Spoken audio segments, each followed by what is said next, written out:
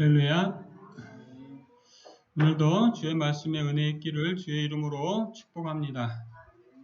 오늘 오후 시간에 읽은 말씀은요, 너무 명확하게 나와 있습니다. 등잔불과 그리고 진설병에 대한 말씀입니다. 그래서 오늘 말씀의 제목은 그냥 등잔불과 진설병 이렇게 정했습니다. 앞부분 1절부터 4절까지 내용이요, 등잔불에 대해서 등잔을 어떻게 하고 불을 어떻게 하고 이런 내용입니다. 1절 여호와께서 모세에게 말씀하여 이르시되, 분명하게 제시하십니다. 누가 누구에게 했다. 그래서 여호와께서 말씀하신 것을 분명히 기억해야 될 줄로 믿습니다. 그것은 우리 신앙의 원천입니다. 이것이 하나님의 말씀이라는 확신, 그것이 신앙의 원천인 거예요. 오늘 2절부터 3절, 4절에 나오는 이 등잔불에 대한 내용, 무엇으로 어떻게 하라고 나와 있습니다. 이스라엘 자손에게 명령해서 이렇게 하도록 해라. 불을 켜기 위해서는 제일 1번 무엇이 필요합니까? 감람을 찧어낸 순결한 기름. 그러니까 이게 뭐예요? 감람유예요. 감람유로 이제 그걸 가져오게 해서 감람유로 등잔불을 켜라. 등잔이 뭔지 다 아시나요? 요즘 젊은 사람들은 등잔 뭔지 모를 수도 있어요. 못 봤을 테니까요. 이 등잔불은 이렇게 기름을 담는 부분이 있고요. 그리고 기름과 불꽃을 연결하는 심지가 있어요.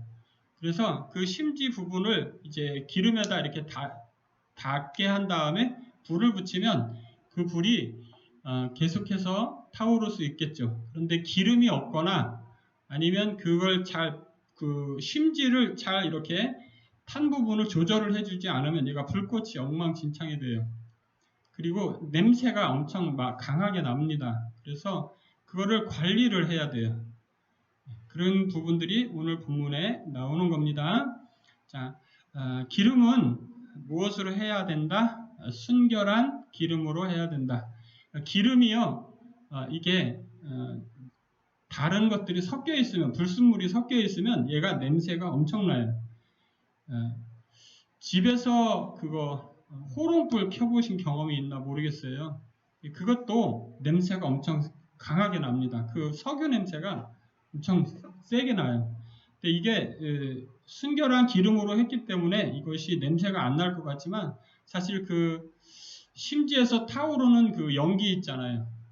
그 연기랑 그런 것들이 이 성전에 자욱합니다. 이게 언제 만들고 있는 거죠, 지금?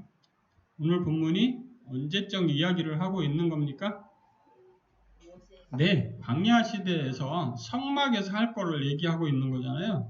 근데 성막에 이 등잔불이 있어서 이 등잔을 태우잖아요. 그럼 그 연기가 꽉 차는 거예요. 그 연기가 꽉 차는데 그걸 관리를 안 해주면 어떻게 되겠어요? 아주 엉망진창이 되겠죠. 그리고 막 시커멓게 되고 막 할 거예요.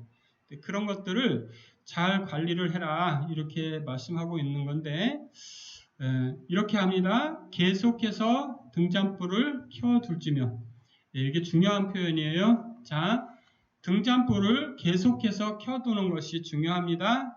그리고 3절, 회막안 증거궤 휘장 밖에서 저녁부터 아침까지 여호와 앞에 항상 등잔불을 정리해라, 이렇게 되어 있습니다. 이렇게 하는 것이 너희 대대로 지킬 영원한 규례다, 이렇게 말씀하고 계세요. 자, 4절, 여호와 앞에서 순결한 등잔대 위에 등잔들을 항상 정리할지니라. 여러분들은 등잔불 하면 제일 먼저 뭐가 떠오르십니까?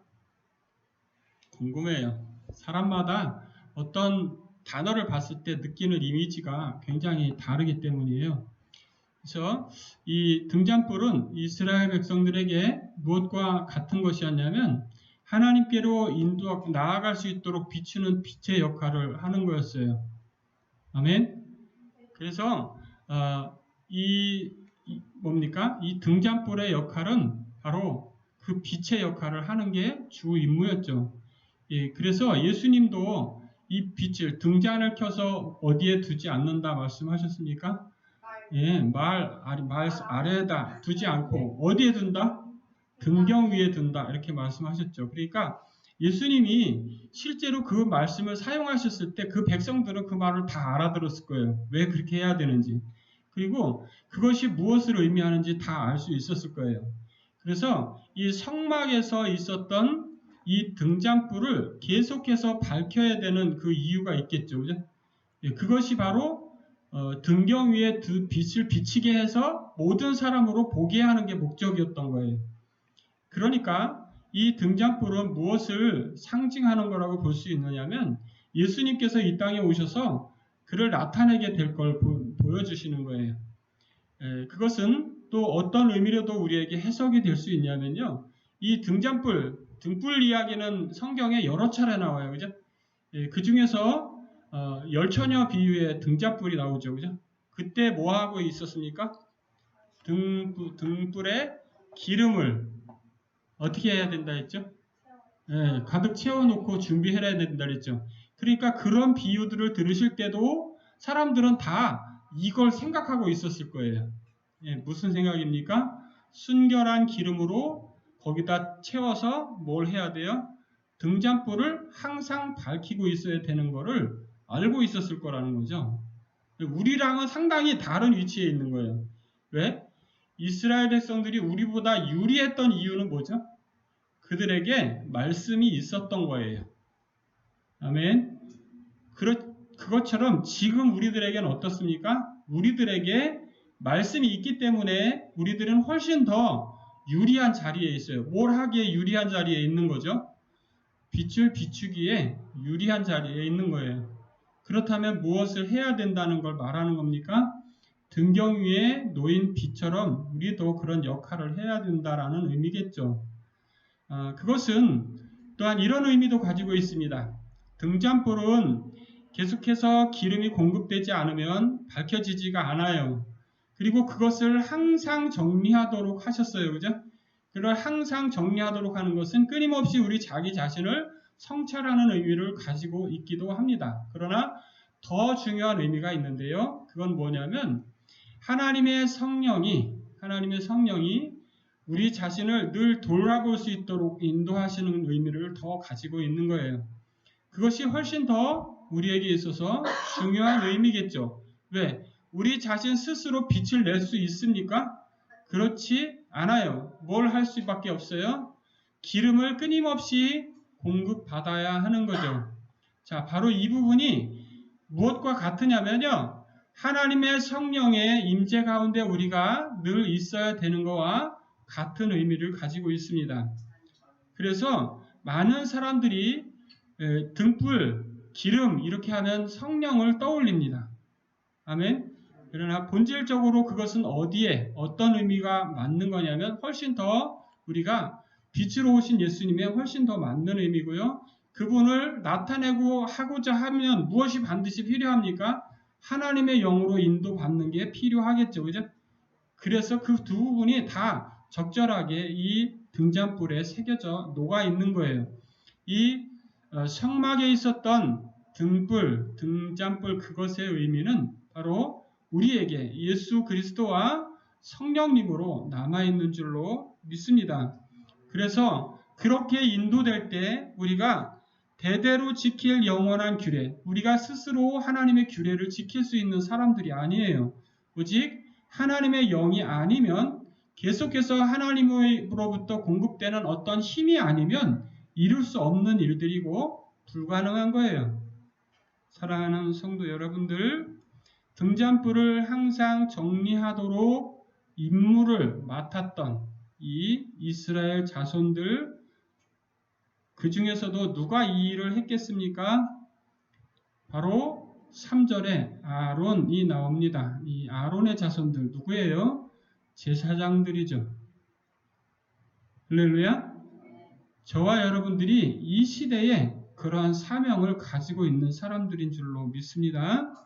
이 세상을 밝힐 수 있는 그런 빛이 되시기를 주의 이름으로 축복합니다. 두 번째 내용은 5절부터 8절까지 내용이고요. 5절부터 8절까지의 내용은 이렇습니다. 넣은 고운 가루를 가져다가 떡 12개를 굽되 그리고 각 덩이를 10분의 2 에바로 하여 라고 되어 있어요. 그죠? 자, 왜 떡을 12개를 부었을까요, 여러분?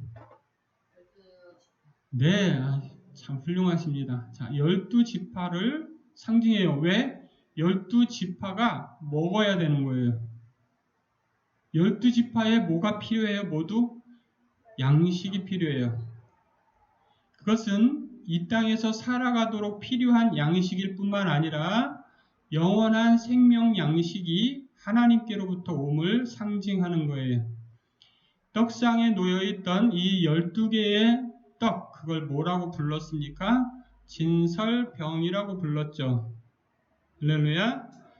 그것은 어떤 형식으로 만들어지고 그것은 어떻게 함으로써 오늘 그것을 정확하게 알려주고 있습니다. 6절 여호와 앞에 순결한 상 위에 2줄로 한 줄에 6씩 진설해라 이렇게 되어 있습니다. 떡 12개를 만드셨던 것은 12지파가 각각 그들에게 정말로 공급하시는 하나님의 힘을 받을 수 있도록 하기 위해서였어요.